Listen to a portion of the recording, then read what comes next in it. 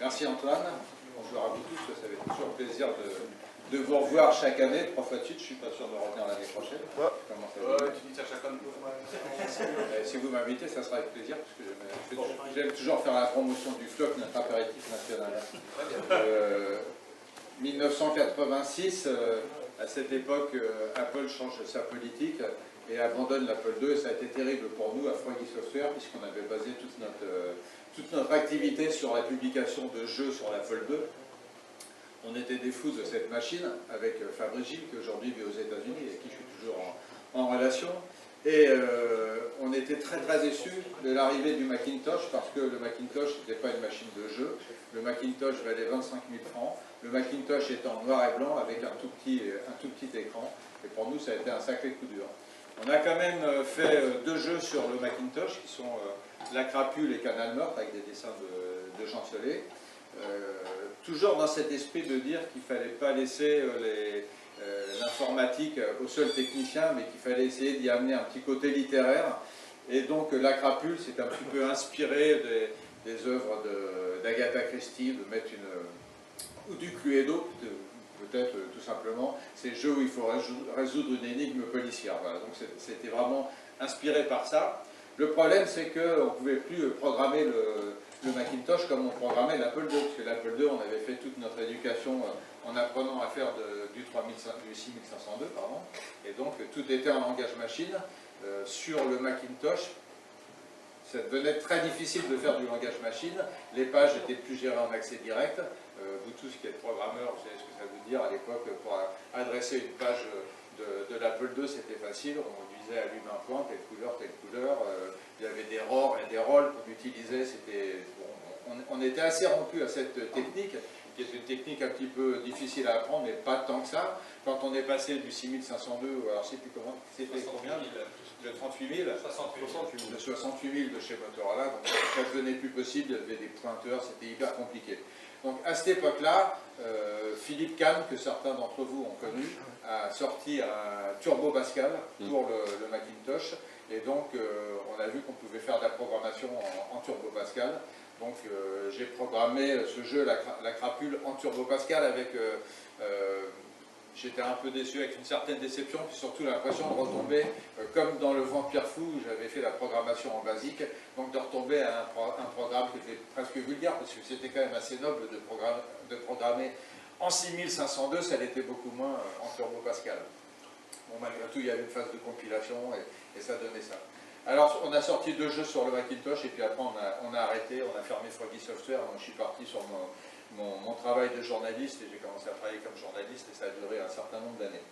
Et puis, cette année, en début d'année, en fouillant dans mon... Non, c'était l'année dernière d'ailleurs. En fouillant dans mon grenier, je retrouve une boîte à chaussures pleine de disquettes, et je dis à Antoine, qui est un fou furieux quand même, il faut le savoir, je lui dis, je t'envoie ma boîte aux chaussures, fais-en ce que tu veux, essaye de trouver ce que tu peux faire avec.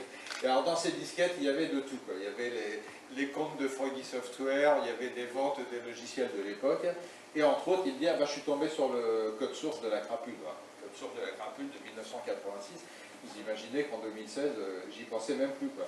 Mais lui, ce fou, il regarde tout, et il regarde ça dans le détail, et il m'appelle en me disant, dis donc, Pépé, tu ne voudrais pas qu'on fasse une publication de la Crapule, mais en version Apple II.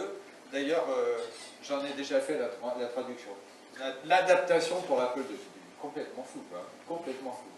Et effectivement, non seulement il a fait l'adaptation de ce jeu, mais en plus il l'a fait en français et en anglais, ce qui est quand même une nouvelle assez délirante. Enfin, moi je tombais des nues, évidemment, et j'ai trouvé ça formidable.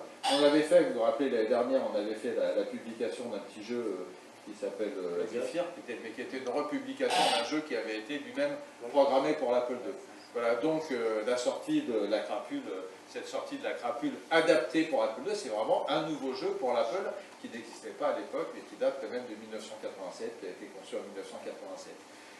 J'ai eu du plaisir ce matin à discuter avec Antoine parce qu'il me disait j'ai vu comment ton jeu était programmé et ces jeux qu'on faisait à l'époque, qui étaient des jeux d'aventure, utilisaient ce qu'on appelait pompeusement une analyse syntaxique et qui elle-même était écrite en combien de lignes? Une dizaine de lignes. C'est ça, ouais. Une dizaine de lignes, mais qui fonctionnait très bien. En fait, une table de données avec des mots, une table de données avec des combinaisons de mots, et il suffisait d'analyser la phrase que le gars tapait pour sortir des mots. Est-ce qu'ils sont dans le dictionnaire? Est-ce qu'ils sont dans la combinaison?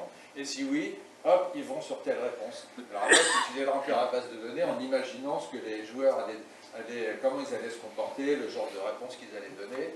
Évidemment, la première chose que nous, on mettait dans les jeux, c'était les insultes, parce que quand on commence un jeu comme ça, très rapidement, on s'énerve, vu que c'est quand même assez statique, on est devant une porte, on ne peut pas rentrer. Si on dit ouvre-porte et que la porte ne s'ouvre pas, donc merde, fait chier, alors ça, on avait prévu ça, évidemment.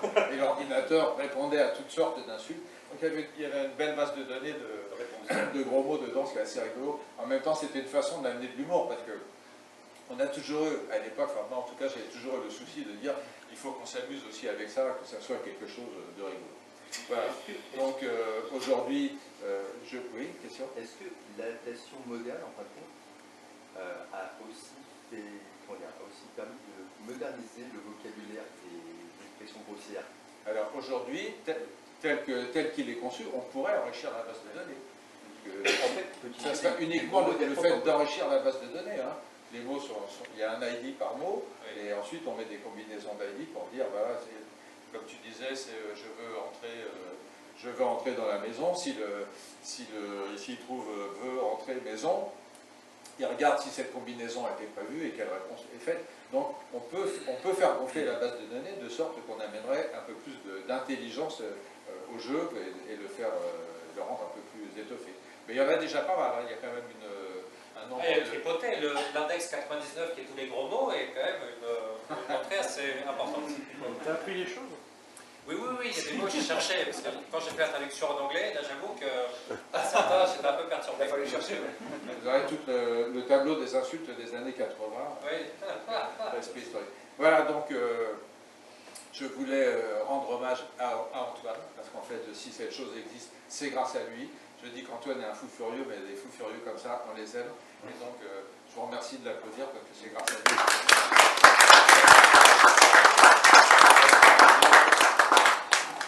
Sympa, merci Jean-Louis. Oui, c'était très amusant. Donc c'est la surprise du mois de mai où j'avais écrit en douce le truc et proposé à Jean-Louis qui était OK pour le faire. Et ce qui est bien avec Jean-Louis et sa connaissance du monde du print et tout ça, c'est qu'on a fait, comme Plein Gaz et comme Zephyr, l'adaptation en Ziploc bag avec le manuel imprimé, des petites nouveautés, un moteur un peu enrichi sur certains points et comme à l'ancienne, quoi. Voilà, le truc plié en deux, la disquette à l'intérieur, l'étiquette, et ça marche plutôt bien. Et on en a vendu un petit peu plus de 80 pour le moment. Et pour un marché, vous voyez, on va faire fortune avec ça. Et on se retrouve avec voilà, le soft tel qu'il a été fait à l'époque. Et je suis très content que Jean-Louis ait accepté ce genre de choses et j'espère qu'on en fera d'autres. Voilà. Yes. Bravo. On vous amène un jeu tous les ans, ça fait bien. Voilà, c'est ça. Allez, l'an prochain, Sapiens.